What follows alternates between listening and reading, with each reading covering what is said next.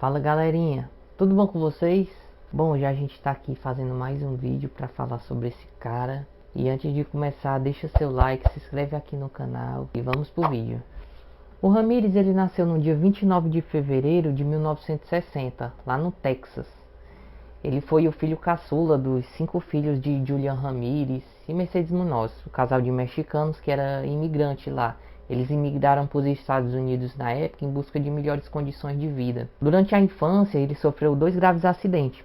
Com 2 anos de idade, um móvel caiu na cabeça dele e causou um ferimento muito grande, resultando até na necessidade de levar 30 pontos aqui na cabeça. Quando ele tinha 5 anos de idade, enquanto ele estava brincando lá no parquinho, ele foi atingido na cabeça por um balanço. Ele passou a sofrer convulsões epiléticas na época, frequentes, que duraram até a adolescência dele. O pai dele, o Julian, era um ex-policial da cidade mexicana, lá onde eles moravam, lá em Juarez. E ele possuía um temperamento muito forte, ele era muito explosivo, o que muitas vezes gerava agressões físicas, vocês já sabem, né? E a vítima muitas vezes era o filho caçula. Para fugir da violência, o Richard muitas vezes ele dormia no cemitério lá perto da cidade. O Richard ele muitas vezes ele convivia com o Mike, que era o primo dele. Esse primo dele era veterano da Guerra do Vietnã. Ele até forneceu maconha para ele provar quando ele era novo, com 10 anos de idade. Ele mostrava a coleção dele de foto que ele pegava dos horrores lá da guerra, incluindo imagens de mulheres que tinham sido estupradas, mutiladas lá no solo asiático. Em 1973, quando ele tinha mais ou menos 12 anos de idade, ele testemunhou o primo dele, o Mike, atirar no rosto da própria esposa, a Jessie, com um revólver daqueles calibre 38, numa brigazinha doméstica lá. Depois desse episódio, o Richard resolveu se mudar, ele e a irmã dele mais velha, Ruth. E o marido dela também foi. Ele até na época fornecia LSD para ele. Nessa época, o Richard ele pouco ia para a escola, ele mal ia, ele não frequentava muito não. Ele conseguiu um emprego lá num hotel Holiday, onde ele complementava sua renda cometendo furtos, roubando, mas logo ele foi demitido quando ele tentou estuprar uma hóspede. A acusação não foi levada tão adiante, pelo fato da vítima não querer, né?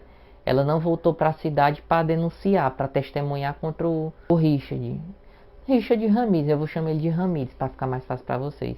Após esse episódio, ele ainda foi preso 2 vezes sobre a alegação da posse de substância ilícita. Nessa mesma época, ele abandonou a escola de vez. Ele já mal ia, só que dessa vez ele abandonou de vez. Depois de frequentar cultos religiosos, o Ramírez ironicamente despertou o interesse pelo satanismo.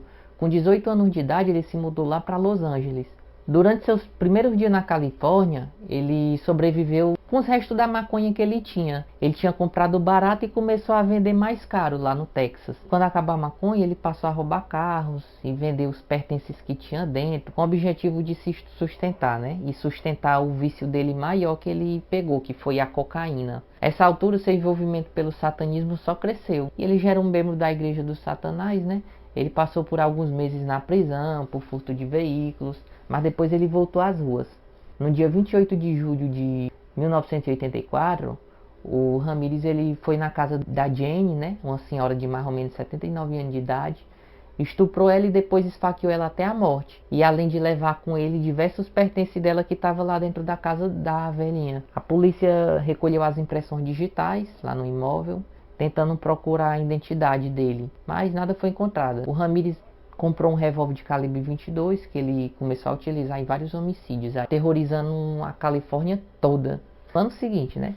Quando foi no dia 17 de março de 85, na cidade lá de Rosemead, lá em Los Angeles, o Ramírez ele abordou a Maria Hernandes, uma jovem de 22 anos, na porta da residência dela, e com o revólver que ele tinha comprado de calibre 22, ele atirou na cabeça dela. Por sorte, o tiro acertou a mão dela e impediu que os danos maiores ferisse a sua integridade física. Ela caiu no chão, fingindo de morta. Quando o Ramírez ele foi embora, ele matou a Dayle, né, também, de 34 anos de idade, a colega dela de quarto. Maria Hernandes, ela descreveu o homicídio como um homem alto, usando boné, empunhando uma arma. A única pista encontrada pela polícia nessa ocasião foi o boné que ele deixou lá, encontrado no exterior da residência. Na mesma noite, no dia 17 de março de 85, após os crimes praticados, uma estudante de direito de 30 anos de idade na cidade de Monterey Park, lá no Los Angeles, ela foi obrigada pelo Ramírez a parar seu veículo em uma via pública. Ela foi puxada para fora do carro e foi atingida por 2 disparos dele. Ele deu 2 tiros nela. Aí depois fugiu do local. Ela faleceu depois de algumas horas. Após a autópsia, a investigação constatou que a bala que foi retirada daquela outra menina foi a mesma arma utilizada da dele. No dia 27 de março de 85, ele invadiu a casa do casal Vincent e a mulher dele que estava lá dentro. Ele pegou a esposa dele, né, para poder subtrair os bens de dentro da casa. Porém, a Maxine, que era a esposa do cara, se libertou, empunhando uma espingarda que o marido dela escondia debaixo da cama. Ela até tentou atirar no Ramírez, só que a arma tinha descarregado e o Ramírez se aproveitou, né? Pá! Matou sem piedade. Os corpos foram encontrados pelo filho do casal. A Maxine estava toda pelada, sem ter tido os olhos retirados, né? Ela estava com todos os órgãos lá, mas ela tinha sido baleada com sinais de ferimento também nas regiões da face, do pescoço, do abdômen, na virilha também provocados por uma faca, daquelas de cozinha. A maior parte das vítimas dele, ele gostava de fazer aquele ferimentozinho com a marca T. Maxine também foi baleada no crânio, sofrendo morte instantânea. Todos os outros ferimentos também foram realizados pelo Ramírez, né? A polícia estava confusa, ela já estava desconfiada da existência do serial killer, porque era o mesmo cara que estava matando várias vítimas diferentes. E o modo de operar dele não mudava não, era sempre o mesmo. E os assassinos em série sempre faz isso. No dia 14 de maio de 85, lá no Monte Wayperk, o Ramírez ele entrou na casa dos idosos, William e Lillian. O William foi executado na cama mesmo, depois dele roubar os pertences do casal. E a Lillian era portadora de necessidades especiais. Ele estuprou ela e depois espancou ela. Mas ela não morreu, ela teve a vida poupada. E assim ela foi capaz de ir até a polícia e descrever todas as características dele. Uma pegada deixada no jardim da residência deles também foi compatível com a pegada deixada no homicídio anterior, que só confirmou ainda mais para a polícia a suspeita que realmente era um serial killer. No dia 29 de maio de 85, as vítimas foram Mabel Bell, de 83 anos, e a irmã dela, de 81 anos, lá na cidade de Monrovia. E ambas foram agredidas com martelo. Os pentagramas, aqueles bichinhos de triângulo, foram desenhados também com batom, nas paredes também do quarto. A irmã dela até tentou ser reanimada pelos médicos, porque ainda havia uma esperançazinha que ela sobrevivesse. A Bel não sobreviveu, né? E a irmã dela também não. O pânico já tinha se instalado lá em Los Angeles. Esse cara estava nos jornais, na televisão. Ele era um serial killer conhecido como o perseguidor da noite. Quando foi no dia 30 de maio, a Carol Killer, de 14 anos, ela acordou com a lanterna no rosto dela. Era o Ramírez. Ele amarrou ela, estuprou, enquanto seu filho estava lá também. Ele amarrou ele, deixou ele preso e estuprou ela na frente do filho dela. O Ramírez, ele foi embora. Ele poupou a vida da Carol, ele não matou ela. E o filho dela conseguiu se libertar e prestou depoimento para a polícia. Um homem alto, de olhos negros, e descreveu. Os atos bárbaros prosseguiram nos meses seguintes. Estupros seguidos, homicídio atrás de homicídio, roubo atrás de roubo. Esse cara causou, viu? Finalmente um padrão começou a ser detectado. Normalmente o elemento masculino era morto. Quando era mulher ele até poupava, sabe? Depois de ser vítima de sexo. Só que quando era homem ele matava mesmo. E as mulheres geralmente sofriam abuso sexual dele. Em seguida também tinha sua vida... Pum, mas não sempre. Um retrato falado dele foi divulgado pelas autoridades. E a proporção que ele se expandia, eles também botavam cães de guarda para trabalhar numa tentativa desesperada de pegar esse cara. Todas as residências seguiam as orientações da polícia. A polícia pedia para fechar as portas, fechar a janela, evitar sair de casa, aumentar a iluminação interna, como se a casa tivesse todo o tempo movimentada, durante todo o período da noite. O número de armas de fogo comprado lá em Los Angeles, na época, foram superior aos números anteriores registrados em qualquer período da história da cidade. Ninguém queria ser a próxima vítima desse cara, né? Tava todo mundo se prevenindo. No dia 8 de agosto, o Ramírez ele matou Elvas com um tiro no crânio. Ele estuprou a esposa também. E lá na residência do casal, após o ataque, o Ramírez ele decidiu sair de Los Angeles, ir embora da cidade e levar sua onda de crimes embora para outro canto, para não dar muito na cara, né? E fazer novas vítimas.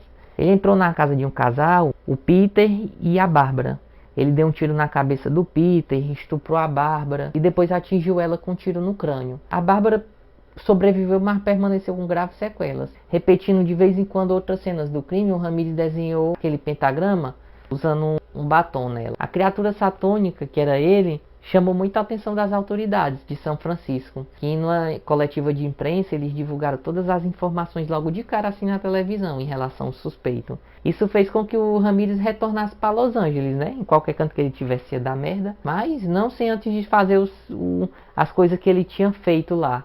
Bom, voltando para Los Angeles, o Ramírez se dirigiu à Mission Viejo no dia 24 de agosto, onde ele matou o Bill Kearns e estuprou a namorada dele várias vezes. Quando ele terminou o ato, ele obrigou o cara até a fazer uma jura de amor pelo Satanás. E assim o cara até fez, né?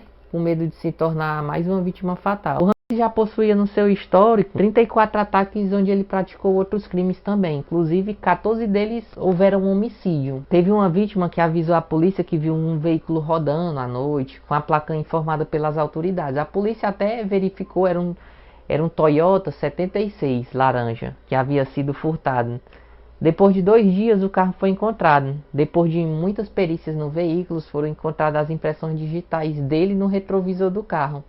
A impressão digital foi identificada e realmente pertencia ao Ramírez. No momento posterior, se verificou que a impressão digital era bem compatível com as impressões deixadas nas outras cenas do crime, que a polícia já tinha lá no histórico. No verão de 85, teve início até então a maior caçada humana da história, que era para pegar o Ramírez. O Ramírez ele não sabia que o seu nome e a sua imagem estavam sendo divulgados, pois ele estava lá em Arizona, na casa de um parente. Um funcionário da empresa de ônibus que o Ramírez viajou procurou a polícia e falou que ele tinha viajado para Phoenix e tinha comprado uma passagem de volta também. Aí a polícia montou o cerco, né? Porque já sabia o dia que ele ia voltar por causa da passagem. Até que quando chegou lá, que ele viu a foto dele nos jornais de uma loja da rodoviária, ele pegou e voltou. Até que ele viu a foto dele numa loja lá na rodoviária e a funcionária começou a gritar: é o matador, só que o Ramírez conseguiu fugir. Ele correu 3 quilômetros em direção ao leste de Los Angeles, só que ele encontrou 40 viaturas fazendo a varredura na região. E ao tentar roubar um carro lá, os vizinhos perseguiram ele, a população pegou ele, conseguiram imobilizar ele e chamar a polícia. E ele foi preso. Depois da prisão do Ramírez, ele invocou seu direito de silêncio, né? Durante o seu julgamento, ele demonstrou que em momento algum ele estava arrependido pelos crimes que ele cometeu. Quando a polícia começou a passar as fotos do crime, das vítimas dele, das provas que tinham, ele ficava rindo, ficava gargalhando, ficava falando frases sobre o Satanás, viva o Satãs, ostentando um pentagrama que ele tinha desenhado na mão dele. O Ramírez rejeitou uma série de defensores públicos e aceitou ser defendido por 2 advogados que não tinham experiência nenhuma, que estavam alegando uma estratégia para tirar ele de dentro da cadeia, mas não tinha nenhuma testemunha de defesa para ele. Enquanto isso, o grupo de mulheres passou a comparecer aos julgamentos, vestindo roupas pretas. Elas eram fã dele, era fã do serial killer, que era conhecido como Perseguidor da Noite. No dia 20 de setembro de 89, após o julgamento com 165 testemunhas, ele foi culpado pelos delitos dele, com pena de morte na câmara de gás. Lá na prisão, ele recebeu inúmeras cartas, visitas, fãs. Ele até iniciou um relacionamento com a Doreen, que era uma das suas admiradoras.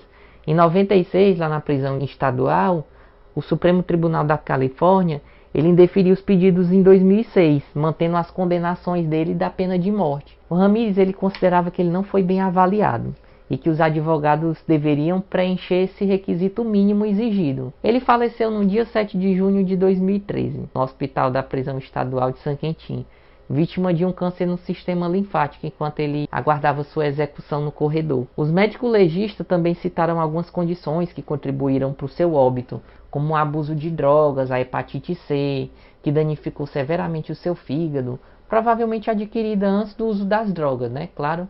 E ele gostava muito demais era de drogas injetáveis, principalmente na juventude dele. Ele abusou demais de drogas injetáveis. A esposa dele, a Doreen, ela não apareceu para reclamar sobre o corpo do Ramírez, que foi cremado. Segundo a penitenciária lá de San Quentin, na data da morte dele, ela já não visitava mais há 3 anos. E eu vou ficando por aqui, pessoal. Essa foi a história desse cara. Eu espero que vocês tenham gostado.